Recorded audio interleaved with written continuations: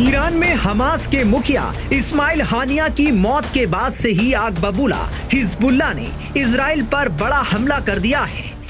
जानकारी के मुताबिक रविवार की रात लेबनान की तरफ से उत्तरी इजराइल में कम से कम 30 मिसाइल दागे गए। हिजबुल्लाह ने इन हमलों की जिम्मेदारी भी ली है। उसने इजरायली सेना के बेस को निशाना बनाने का दावा किया।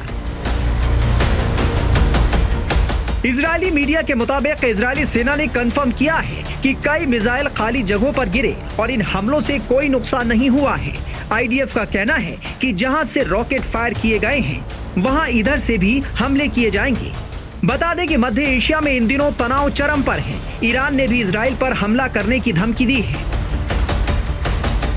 मध्य एशिया के तनाव को देखते हुए अमेरिकी रक्षा मंत्री ने भी गाइडेड मिसाइल तैनात करने का आदेश दिया है। उन्होंने इजराइल के रक्षा मंत्री के साथ बात भी की है और बताया कि 2 युद्धपोतों और 1 सबमरीन को उनकी मदद करने का निर्देश दिया गया है।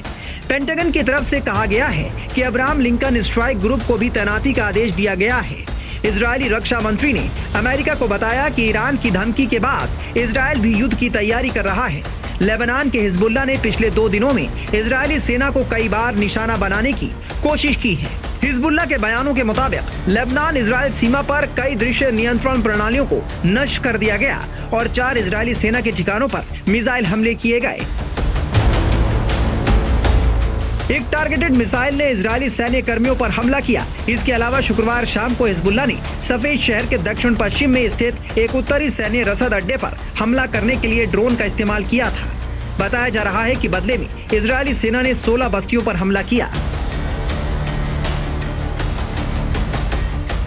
बता दें कि इजराइल ने कुछ दिनों पहले एक हमले में हिजबुल्लाह के सैन्य प्रमुख फुआद शुकर की हत्या कर दी थी, जिससे हिजबुल्लाह और इजराइल में तनाव चरम पर पहुंच गया है। शुकर की हत्या के कुछ ही घंटों बाद तेहरान में हमास के राजनीतिक विंग के नेता इस्माइल हानिया की हत्या हो गई थी। ईरान, उसके लेबनानी सहयोगी हिजबुल्लाह और फिलिस्तीनी ग्रुप हमास ने इन हत्याओं के लिए इजराइल को दोषी ठहराया है। इजराइल ने शुगर की हत्या की जिम्मेदारी ली है, लेकिन आधिकारिक तौर पर हानिया को लेकर कोई टिप्पणी नहीं की है। बता दें कि पिछले साल 7 अक्टूबर को हमास ने इजराइल पर हमला कर दिया था, जिसमें इजरायली सैनिक समेत 1200 लोग मारे गए थे। इसके बाद इजराइल ने कहा था कि वो हमास को खत्म करके ही चैन लेगा।